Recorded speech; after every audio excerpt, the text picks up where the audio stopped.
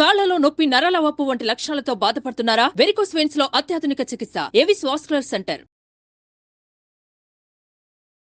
నమస్తే రమ్మగారు. నమస్తే రమ్మగారు, మనకి తొలి ఏకాదశి వస్తుంది. మరి ఏకాదశి యొక్క విశిష్టత, ఆ రోజు అనుసరించాల్సిన విధి విధానాలు ఇంకొకసారి మాట్లాడుకుందాం. ఏటా చెప్పుకునేది మళ్ళీ చెప్తాం. ఈ నెలలో జూలైలో 3 ఏకాదశులు వచ్చినాయి జయ. అవును, 2వ తారీఖు వచ్చింది, రేపు 17వ తారీఖు తొలి ఏకాదశి వస్తుంది, మళ్ళీ నెలాఖరు 30వ తారీఖు కూడా ఇంకో ఏకాదశి, 3వ ఏకాదశి వస్తుంది. చాలా రేర్గా వస్తుంది. 3 ఒకే నెలలో రావడం కొంచెం రేరే. మాసం అంటే మాసాల్లో అని అనటానికి వీల్లేదు. ఈ మన ఆషాఢంలో వచ్చే 2 ఏకాదశులు ఇందులోనే ఉన్నాయి. జ్యేష్ఠంలోని ఇచ్చే 2వ ఏకాదశి కూడా ఈ నెలలోనే వచ్చేసింది. 3 ఉపవాసాలు వచ్చినాయి. తొలి ఏకాదశి అంటే దేవశయని ఏకాదశి అంటారు. శయనైకాదశి దీని పేరు. విష్ణుమూర్తి ఈరోజు శయనంలోకి వెళ్తాడు, ఆయన పడుకుంటారని చెప్తారు. అయితే విష్ణుమూర్తి పడుకుంటాడు అంటే మానవులకి నిద్రాకాలాలు పెరుగుతాయి, రాత్రిళ్ళు పెరగటం మొదలవుతుంది. మామూలుగా మనం చెప్పుకుంటామా, వర్షం శీతాకాలం రాత్రిళ్ళు పెద్దవవుతాయి. ఇప్పటి నుంచి నిద్రా సమయం పెరుగుతుంది, ఇది లెక్క. అయితే ఉత్తరాయణ పుణ్యకాలం అని మనం ఎక్కడి నుంచి చేసుకున్నాము?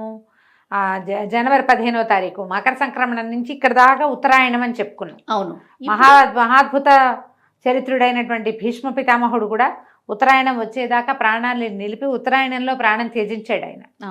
అంత పుణ్యకాలమైన ఉత్తరాయణం కంటే ఆటే పుణ్యకాలం కాదు, దేవతల నిద్రా సమయం అని చెప్పబడే ఈ దక్షిణాయన కాలంలో వస్తుంది ఇది తొలి ఏకాదశి. ఇక్కడి నుంచి దక్షిణాయన మొదలవుతుంది. కానీ ఇప్పుడు ఎక్కువ ఉపాసనలు, ఎక్కువ పూజలు, ఎక్కువ పండుగలు కనపడతాయి మనకి. మన పండుగలన్నీ ఇప్పుడే కదా, తొలి ఏకాదశితో మొదలు ఎన్నో పండుగలు ఈ తొలి ఏకాదశి అని చెప్పడంతో ఇక్కడి నుంచి మనకి దేవతల నిద్రాకాలం. అందుకని ఉపాసన పెంచాలి, విధానాలు మారాలి, నిద్రా సమయం పెరుగుతుంది, ఇది లెక్క.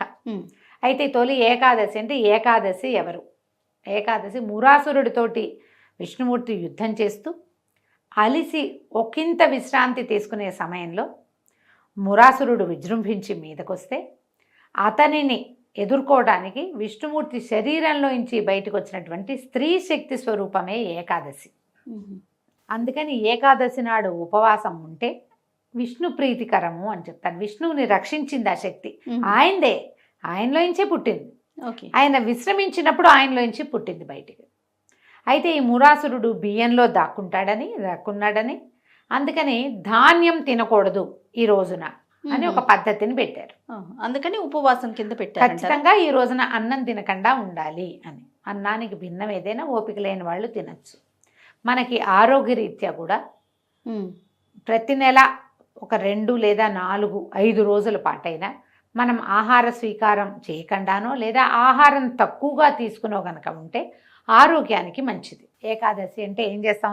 ఏకాదశి రోజంతా ఉపవాసం ఉండి ఆహార స్వీకారం తగ్గించుకుని ఏదైనా పళ్ళో ఫలమో తింటాము, మన నీళ్ళు ద్రవ పదార్థాలే తీసుకుంటాము.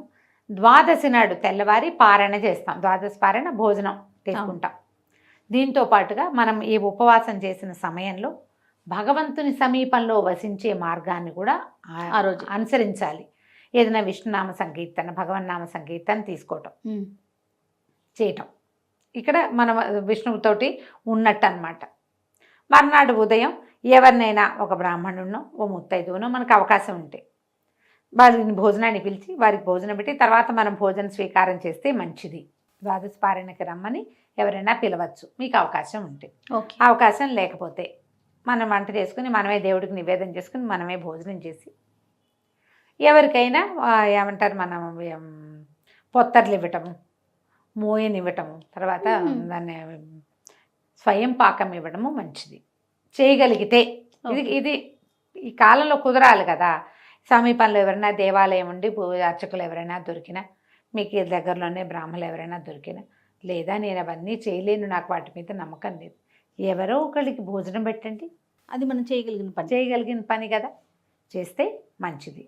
ఇప్పుడు ఈ కాలంలో ఇక్కడి నుంచి మొదలుపెట్టి, ఎప్పుడు తొలి ఏకాదశి నుంచి మొదలుపెట్టి కార్తీక శుద్ధ ఏకాదశి, ఉత్థాన ఏకాదశి దాకా, అంటే ఇప్పుడు శయన ఏకాదశి, అది ఉత్థాన ఏకాదశి, 4 నెలల కాలాన్ని చాతుర్మాస్యంగా చెప్తారు.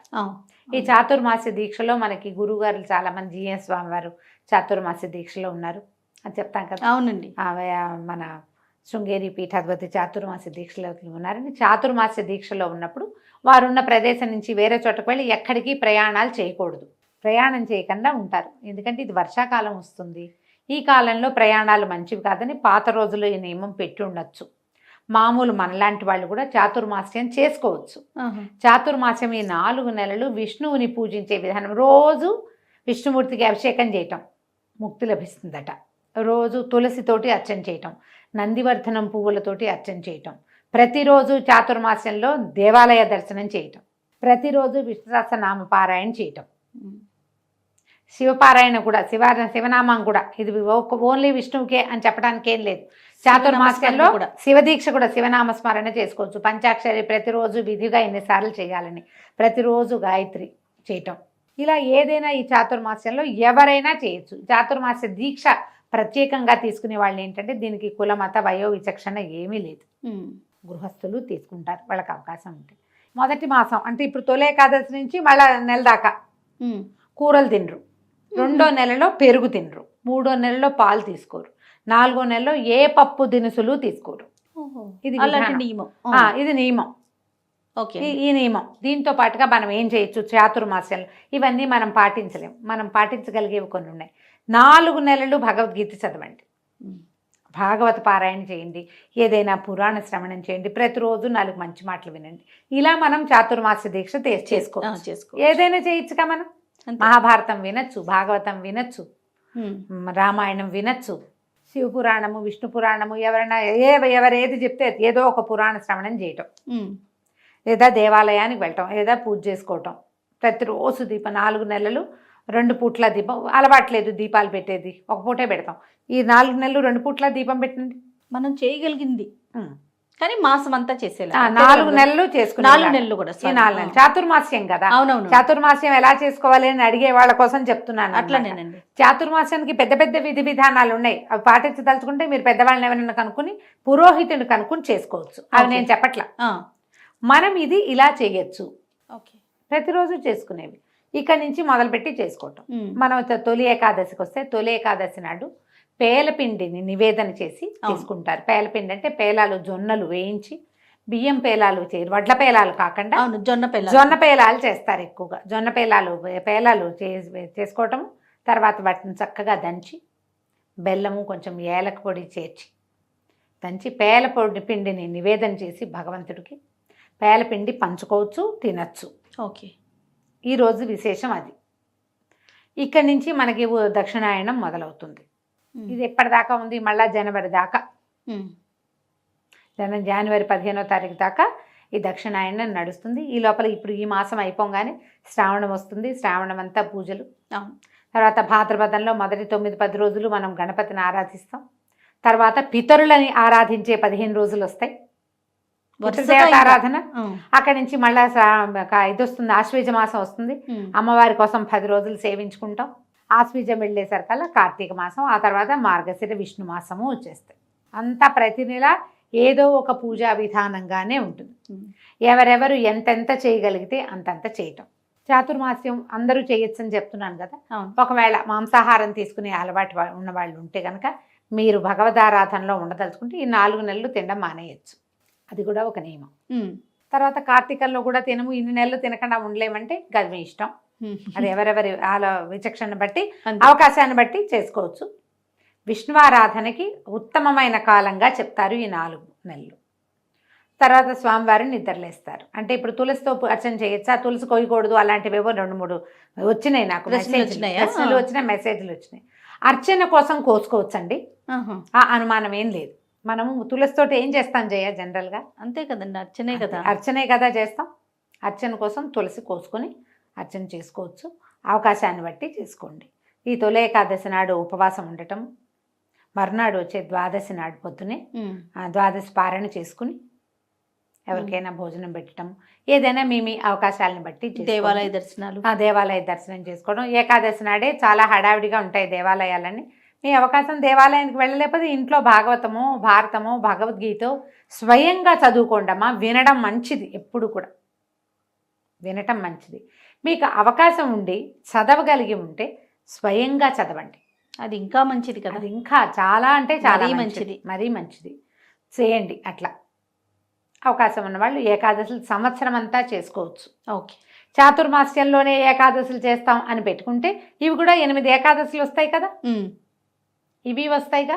అవకాశాన్ని బట్టి ఈ ఏకాదశులైనా కూడా మీరు నియమంగా ఉండి చేసుకోవచ్చు. అన్నం తినకూడదు అంతే. ఏదైనా మాత్రలు వేసుకునే వాళ్ళు, బీపీ షుగర్ లాంటి వాళ్ళు ఉన్నవాళ్ళు కొంచెం ఏదైనా ఫలహారం తీసుకోవచ్చు. ఒకవేళ గర్భవతులు, పిల్లలకి పాలిచ్చేవాళ్ళు, నాకు 4వ నెల నేను చేయొచ్చా, 3వ నెల నేను చేయొచ్చా, ఇవి అడగండమ్మా, చెయ్యొద్దు. ఏకాదశి ఉపవాసం మాత్రం ఉండపోకండి. మీకు అవసరమైన ఆహారాన్ని తీసుకోండి. అనారోగ్యంతో ఉన్నవాళ్ళు, మంచం మీద ఉన్నవాళ్ళు, బాలింతలు, చంటి పిల్లలు, తల్లులు, వీళ్ళని బలవంత పెట్టకండి. అత్తగారులు, భర్తలు మీరు చేయగలిగితే మీరు చేసుకోండి. మీరు కూడా ఏకాదశి ఉండాల్సిందేనని అనద్దు. కనీసం భగవన్నామ స్మరణ చేయించండి. దేవుడికి దీపం పెట్టించండి. దీపం పెట్టుకోవచ్చు. నియమం ఎంత మటుకు కొన్ని నియమాలైనా పెట్టుకోవచ్చు. ఏదన్నా మంచి చదువుకోవచ్చు. ఏ కృష్ణాష్టకమో చదువుకోవచ్చు, విష్ణుసహస్రనామం చదువుకోవచ్చు, 2 పూట్ల దీపారాధన చేయొచ్చు. అలాంటిది ఏదైనా నియమం పెట్టుకుని ముందుకు తీసుకెళ్ళండి. నేను ప్రెగ్నెన్సీ 7వ నెల 6వ నెల చాలామంది అడుగుతారు, 7వ నెల వచ్చింది నేను చేయొచ్చా, చేయకూడదు అని పక్కన చెప్తూనే ఉంటాం. మళ్ళీ అడుగుతారు. అడగండి అమ్మా, ఇప్పుడు ఈ సంవత్సరం కాకపోతే మరి తర్వాత ఏకాదశులు చేసుకోవచ్చు. అంతే కదా. దండం పెట్టుకోండి. ఈ అన్నం మానేయాలన్న గోల ఎందుకు? ఈ అన్నం మానేసి ఒకవేళ ఉండగలిగి మీరు ఏదైనా కొర్రలు తీసుకుంటాం, ఇంకోటి తీసుకుంటాం అంటే మీ ఇష్టం. చిన్న నెలల్లో ఉన్నవాళ్ళు, పెద్ద నెలలు వచ్చిన వాళ్ళు అలా ఆహారానికి అలమటించేలాగా జీవుడిని చేయకూడదు. ఎందుకంటే లోపల ఇంకొక జీవం ఉంది కదా. అంతేగా. వాటిని అడగబోకండి. పెద్దవాళ్ళు కూడా ఓపిక కలిగిన వాళ్ళు ఉండండి. లేదా భగవన్నామస్మరణ చేసుకోండి. అదైనా కూడా ఉపవాసం కిందే వస్తుంది. రైట్. మీ అవకాశాన్ని బట్టి తొలి ఏకాదశి పర్వదినాన్ని జరుపుకోండి. రైట్ అమ్మగారు. నమస్తే. సుమన్ టీవీలో మీ పర్సనల్ అండ్ బిజినెస్ ప్రమోషన్స్ కోసం కింది నెంబర్కి కాంటాక్ట్ చేయండి.